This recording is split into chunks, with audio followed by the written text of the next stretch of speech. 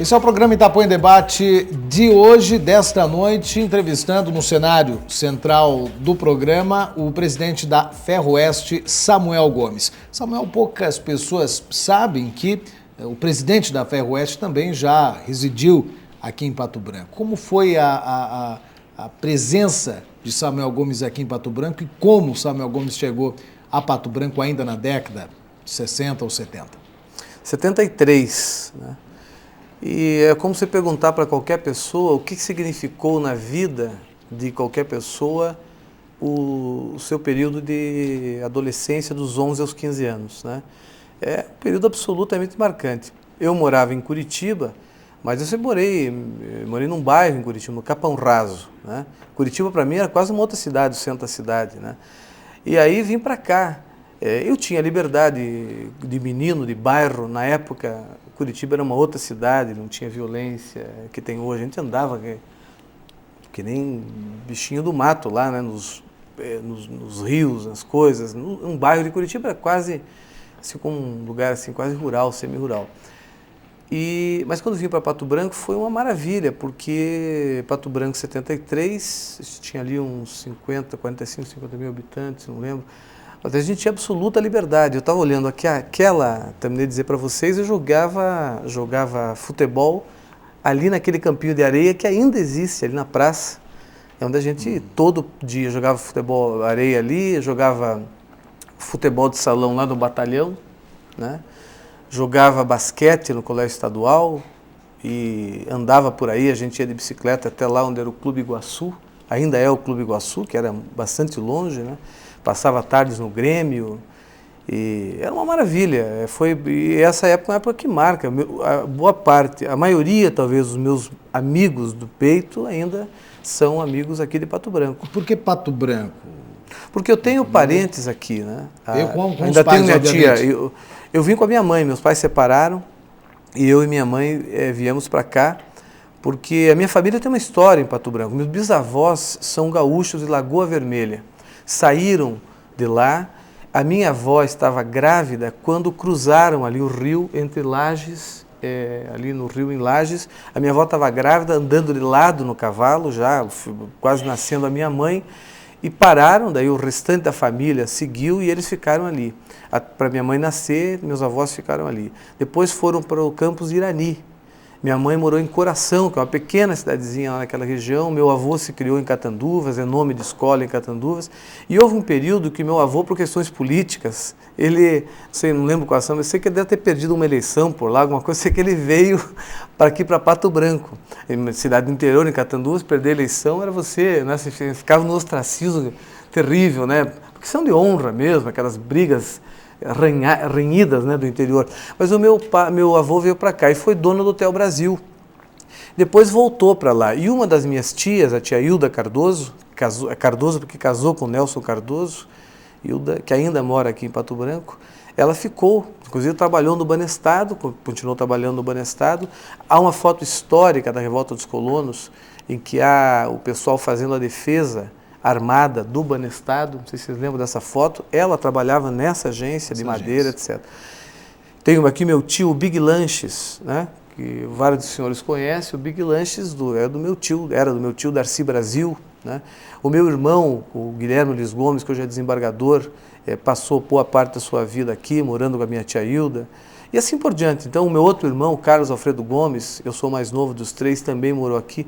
Então, nós tínhamos essa ligação com Pato Branco. Na separação dos meus pais, então, eu vim com a minha mãe e morei aqui esses 4 anos. Então, Pato Branco é a minha cidade da adolescência, né? Samuel, essa veia política que faz parte do teu perfil, do teu conteúdo, ela vem lá de trás, quer dizer, do primeiro gene, praticamente. Né? Os meus parentes dizem que eu sou o neto que é mais parecido com o meu avô, em vários aspectos, no gosto pela leitura, na maneira de ser, no gosto pela política. No trato com as pessoas, inclusive. No gosto pela política. E realmente, eu ainda não pesquisei bem. Há uma prima minha aqui de Pato Branco, a Ducleia, que foi fazer investigação da nossa árvore genealógica e constatou, foi até Porto Alegre, porque até um período era os cartórios, né? De um período para cá. Depois, antes, um período mais remoto do passado, era a igreja que registrava as pessoas, não é isso? E ela foi, pesquisou e verificou que os primeiros Gomes chegaram no começo do século XVIII. Então, e aí os meus avós saíram de lá, e eu preciso resgatar essa história, mas meu bisavô, meus avós, saíram do Rio Grande do Sul, Lagoa Vermelha, por razões políticas. Bom, isso tudo por essas razões políticas, é claro que a sua presença hoje na Ferroeste não é um ponto final na sua militância como alguém que está à frente do desenvolvimento do Paraná. Você tem sonhos maiores, politicamente falando? Eu não saberia lhe dizer isso, mas eu quero resgatar uma história da minha infância para ver como a gente nasce. Aliás, os gregos acreditavam em vocação, né? Você vê Sócrates, Platão. Aliás, se me permite rapidamente, não sei se você conhece o mito de Er, né? O mito de Er. Que fala um pouco da vocação. O que era o mito de Er? Foi encontrado num campo de batalha, né, um mito dos gregos, um exército dizimado, e havia apenas um guerreiro que não estava morto, mas ele estava inconsciente. O levaram e ele ficou 12 dias. E no 12º dia ele ressuscitou e contou a seguinte história, que ele foi levado para o Vale das Almas, portanto pré-cristianismo, essa questão do Vale das Almas. Sim. E lá as almas iam chegando e iam sendo recebidas por juízes, que ou os dirigiam para cima, ou os dirigiam para baixo, e alguns também que já estavam na hora de voltar, voltavam, antes passavam no rio Aleteia e bebiam a água do rio Aleteia, a água do esquecimento. E escolhiam o que iriam fazer na volta, segundo as suas características, suas condições, etc. Isso tudo para justificar a vocação. E ele, o Er, esse guerreiro, não foi para lugar nenhum, foi determinado que ele voltasse e contasse essa história. Então, a vocação, né? Parece que a gente nasce com uma determinada... Eu quero dizer isso para lhe contar, se me permite, uma história dos meus 7 anos de idade. Eu tinha 7 anos, estava no 2º ano de escola lá em Curitiba. Grupo escolar, professor João Loyola. Eu não lembro da minha turma, eu lembro vagamente da escola, eu não lembro da professora muito bem, lembro que era mais ou menos a professora. Não lembro quase nada, mas eu lembro claramente de um acontecimento. Qual é o acontecimento? Um determinado dia, esta professora disse o seguinte, eu tinha 7 anos, quando o presidente renunciou, o vice estava vendendo o Brasil na China. Eu tinha 7 anos de idade. Eu não entendi o que era aquilo, mas eu gravei aquilo para a checagem posterior. Aí, quando já em Pato Branco, aos 13 anos, lendo Pasquim, meus irmãos eram politizados, etc. Aí eu me dei conta de que eu estava em 1968, que havia tido um golpe militar em 64, que os militares estavam contando a história recente do Brasil desde o seu ponto de vista, que o presidente ao qual ela se referia sem nominar era o Jânio Quadros e que o vice-presidente era o João Goulart, que no momento que o Jânio tentou dar o golpe, o Jango estava em relações diplomáticas com a China. Conto essa história para te dizer o seguinte, eu não sei o que será do futuro, né? Só Deus sabe.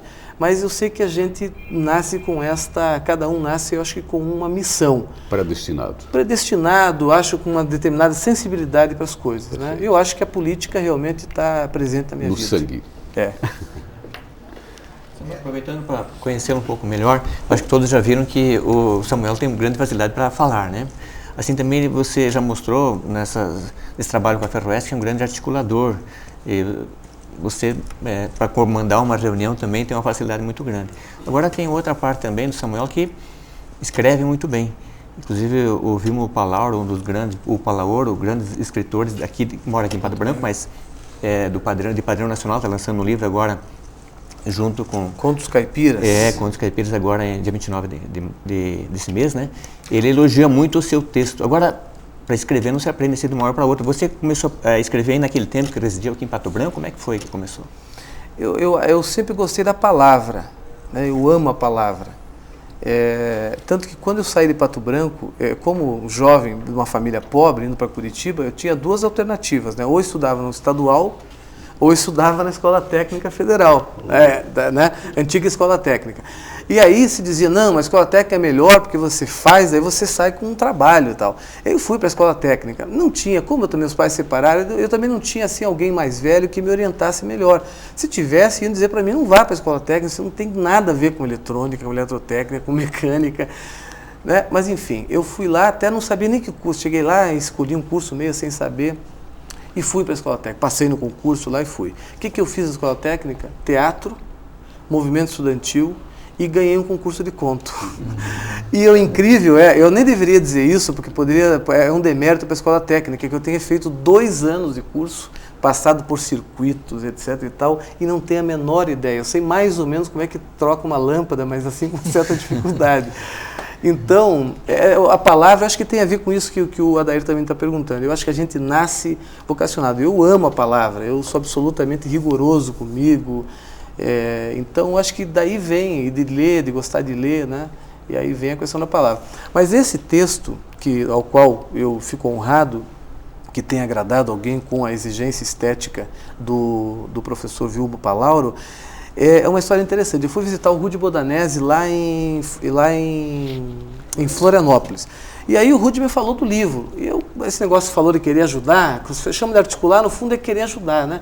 E eu disse, peraí, eu liguei para fulano, comecei a dar ideias e pessoas podiam auxiliá-lo. E aí ele falou o seguinte, olha, escreva um texto, uma participação sua. Aí era à noite, eu fui para o hotel, tinha um encontro lá, aliás, um encontro sobre integração ferroviária latino-americana, foi onde eu conversei com o governador Luiz Henrique. Eu fui para o hotel, dormi, porque eu não funciono bem à noite, eu funciono bem de madrugada, cedinho.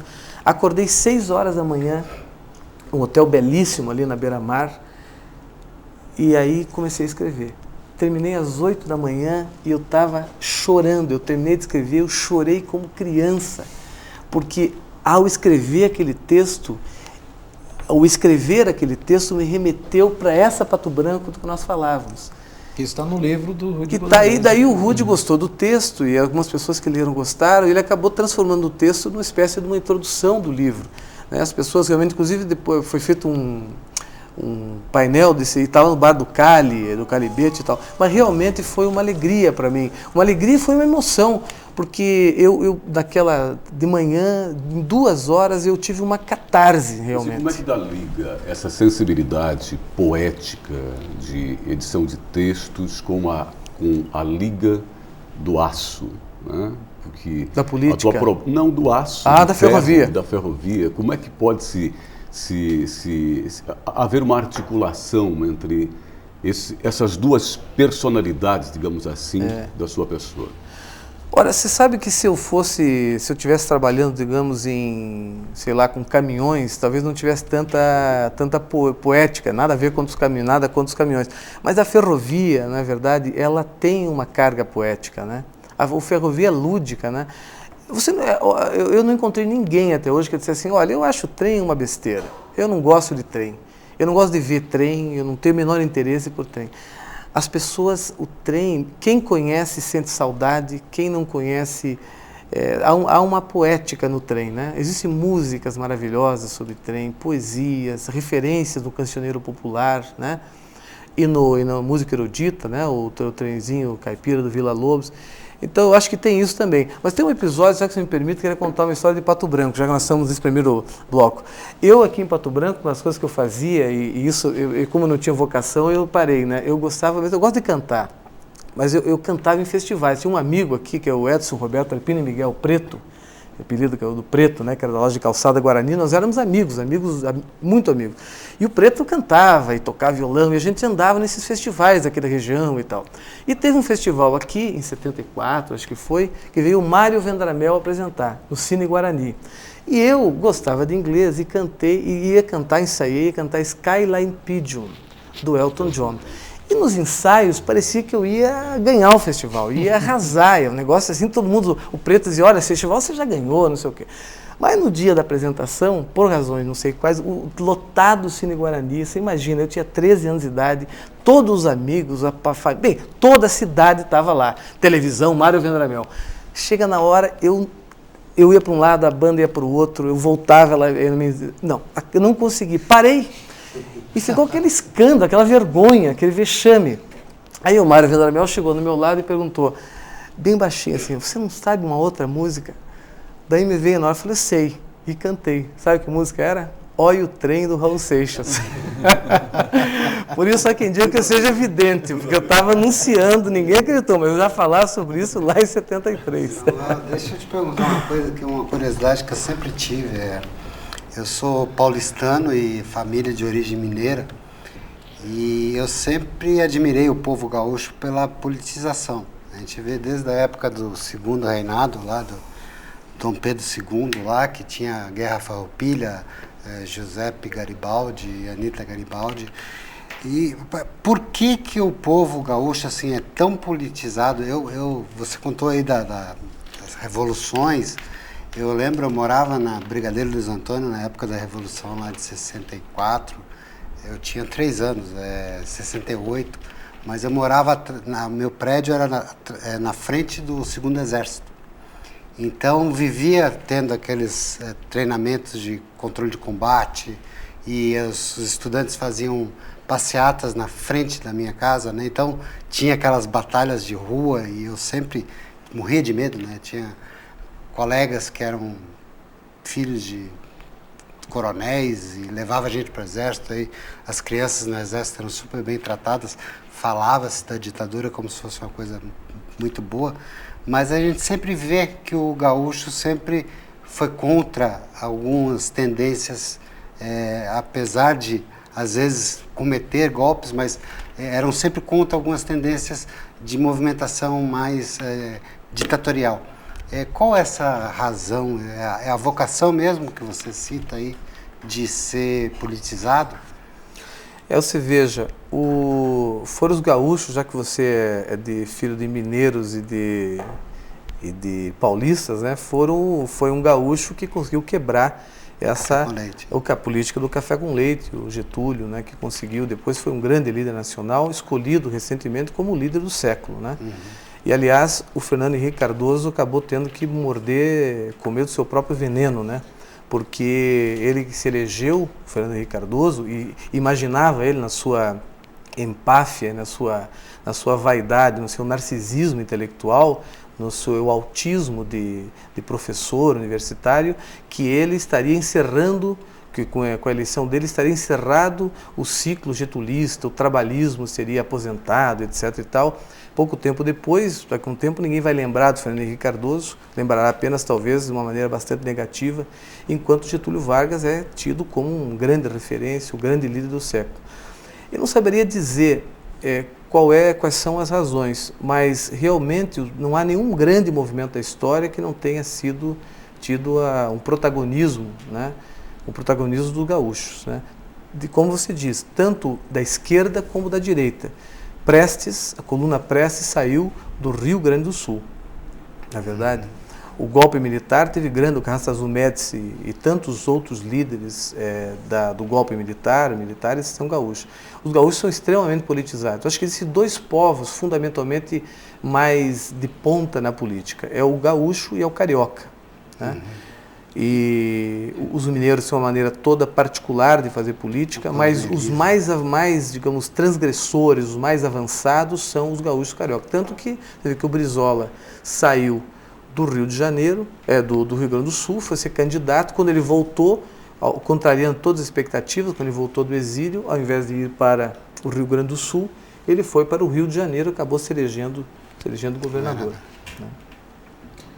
Bom, esse é o nosso convidado especial do Itapuã em Debate de hoje, Samuel Gomes, presidente da Ferroeste. Importante, nós conhecemos um pouco da pessoa Samuel Gomes, que nasceu em Curitiba, teve um passado aqui por Pato Branco e é um dos grandes articuladores para que este ramal da Ferroeste faça efetivamente parte do PAC, Programa de Aceleração e Crescimento do Governo Federal, e que supra a necessidade aqui da região do Sudoeste do Paraná e Oeste catarinense. No próximo bloco a gente volta com o Itapuã em Debate, vamos debater sobre políticas da Ferroeste, sobre políticas atuais, tanto do governo do Estado, do governo federal, e o que nós podemos ter, né, com esse benefício do PAC aqui no Itapuã em Debate, a democratização da informação.